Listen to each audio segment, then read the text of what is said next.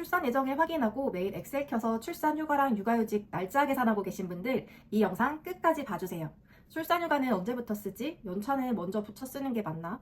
육아휴직은 1년만 쓸까 아니면 조금 남겨두는 게 좋을까? 부부가 같이 쓰면 육아휴직이 6개월 더 준다던데 여러분 말만 들어도 너무 머리 아프죠? 저도 똑같았는데요. 첫째, 둘째 육아휴직 들어가기 전에 엑셀 파일만 몇 개를 만들었는지 몰라요. 1안, 2안, 3안, 나중에는 시반까지 만들어 놓고 연차는 붙일까 말까, 상반기에 복직을 할까, 하반기에 복직을 할까, 인사평가 점수 깔아주고 연차 1년을 챙길까, 아니면 인사평가 안 받고 1년을 꾸를까, 혼자 시뮬레이션을 계속 돌려봤거든요. 그런데 직접 해보니까 출산휴가랑 육아휴직이 단순 휴직이 아니라 연봉, 인사평가, 성과급이랑 다 맞물려 있더라고요.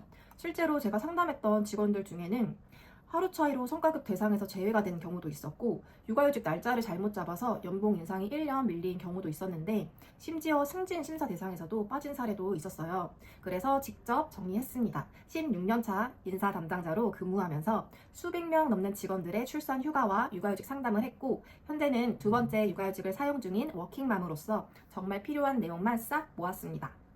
육아휴직 들어가기 전에 반드시 확인해야 하는 체크리스트부터 출산휴가, 연차, 육아휴직을 가장 유리하게 붙이는 방법, 그리고 제가 실제 사용했던 일정 계산기까지 전부 공유해드릴게요.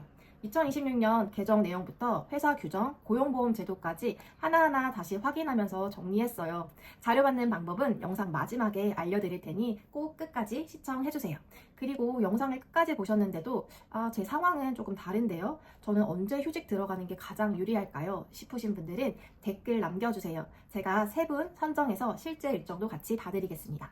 그럼 지금부터 출산휴가와 육아휴직 똑같이 써도 누구는 손해보고 누구는 수백만 원 더 챙기는 이유 하나씩 알려드릴게요. 첫 번째, 육아휴직 들어가기 전에 가장 먼저 확인해야 하는 것. 제가 인사팀에 있으면서 가장 많이 들었던 질문이 있는데요. 육아휴직 언제부터 쓰는 게 제일 좋을까요? 그런데 사실 이 질문보다 먼저 확인해야 하는 게 있어요. 바로 우리 회사 규정입니다. 생각보다 많은 분들이 출산휴가 시작일, 육아휴직 시작일, 지원금만 계산하는데 실제로는 회사 규정이 훨씬 중요합니다. 왜냐하면 특정 시점 재직 여부에 따라 인사평가, 연봉 인상, 성과급, 승진 여부가 결정이 되기 때문인데요. 그래서 무조건 육아휴직 계획 세우기 전에 반드시 인사팀에 확인해야 해요. 우리 회사 인사평가 기준월은 언제인지, 연봉 인상 기준은 무엇인지, 성과급 지급 기준은 무엇인지, 승진 심사 기준은 어떻게 되는지 이것만 확인해도 나중에 후회할 일이 정말 많이 줄어들어요. 그리고 두 번째, 육아휴직 전에 연차를 다 써야 할까? 이 질문도 정말 많이 받는데요. 결론부터 말씀드리면 육아휴직 들어가는 해 연차는 특별한 이유가 없다면 먼저 사용하는 게 유리합니다. 경조휴가, 여름휴가도 있다면 꼭 먼저 확인하세요. 당해년도 발생 연차는 사용 기한이 지나면 소멸되기 때문인데 그래서 보통은 연차, 출산휴가, 육아휴직 이 순서로 사용하는 경우가 많아요. 그럼 복직하는 해는 어떻게 될까요? 이건 복직 시점에 따라 달라지는데요. 예를 들면 2027년 7월에 복직한다고 가정해 볼게요. 새로운 연차가 15개 발생했는데 실제 근무 기간은 6개월밖에 남지 않은 거잖아요. 그러면 연차를 전부 사용하지 못하는 경우가 생길 수 있어요. 그래서 핵심은 연차를 많이 남기는 게 아니라 복직 후 실제 사용할 만큼만 남기는 거예요. 그래서 저는 보통 복직 후에 사용할 연차를 계산을 하고 나머지 연차는 육아휴직 종료 후에 붙여서 복직하는 방법을 추천드립니다. 세 번째, 육아휴직 다 쓸까요? 남겨둘까요? 이거 인사팀 16년 하면서 저 포함 가장 후회하는 분들을 많이 봤던 부분인데요. 무조건 육아휴직 전부 소진하지 마세요. 물론 아이 초등학교 입학을 대비해서 남겨두는 분들도 계시지만 사실 더 중요한 이유가 있습니다. 육아휴직 제도는 거의 매년 바뀌고 있는데요. 실제로 최근 몇 년 동안 급여 상한도 올랐고 사용 기간도 늘어났죠. 그런데 이미 육아휴직을 전부 사용한 사람은 새로운 혜택이 생겨도 적용받을 수 없습니다. 반면 일부 기간을 남겨둔 분들은 제도 개정 시에 추가 혜택을 받을 가능성이 생깁니다. 그리고 남은 육아휴직은 육아기 근로시간 단축으로 전환해서 활용할 수도 있어요. 그래서 저는 가능하면 일부는 남겨두는 전략을 추천드립니다. 네 번째, 부부가 같이 쓰면 좋은 점.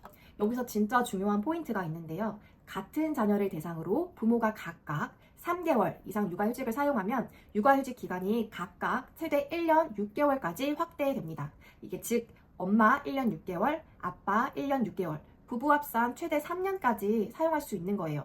여기서 많은 분들이 모르시는 게 하나 있는데요. 예전에 이미 1년 다 썼는데 끝난 거 아닌가요? 아닙니다. 현재 자녀가 만 8세 이하라면 추가 6개월 사용이 가능해요. 그래서 이 부분 모르고 지나가는 분들이 정말 많은데 해당되시는 분들은 꼭 확인해보세요. 5번째, 인사팀이 추천하는 육아휴직 전략.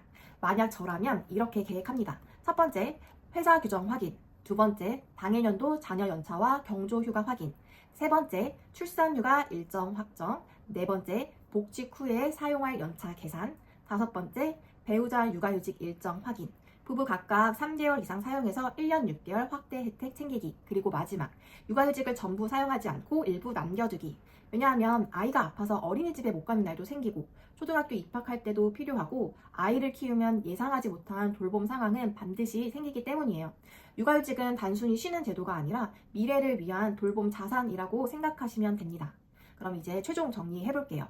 오늘 내용 딱 3가지만 기억하세요. 첫 번째, 육아휴직 계획 세우기 전에 회사 규정부터 확인하세요. 인사평가, 연봉 인상, 성과급, 승진 기준을 먼저 확인해야 합니다. 두 번째, 육아휴직은 가능하면 일부 남겨두세요. 향후 제도 개정 혜택이나 육아기 근로시간 단축 활용 가능성을 확보할 수 있습니다. 세 번째, 맞벌이 부부라면 부모 각각 3개월 이상 육아휴직을 사용해서 1년 6개월 확대 혜택을 꼭 챙기세요. 이 3가지만 챙겨도 수백만 원의 차이가 날 수 있습니다. 실제로는 육아휴직 자체보다 언제 시작하고 언제 복직하느냐가 더 중요합니다. 그리고 제가 실제 사용했던 출산휴가, 연차, 육아휴직 일정 계산표도 준비해놨는데요. 고정 댓글에 육아하면 신청 방법 남겨둘 테니 필요하신 분들은 꼭 받아가세요. 앞으로도 육아하면서 직접 경험한 현실적인 돈 이야기, 정부 지원, 육아 꿀팁, 엄마의 재테크까지 꾸준히 공유해보겠습니다. 영상이 도움이 되셨다면 좋아요와 구독 부탁드리고요. 오늘 영상 저장해두시고 출산휴가나 육아휴직을 준비 중인 가족, 친구들에게도 꼭 공유해주세요. 그럼 다음 영상에 또 만나요. 감사합니다. 안녕.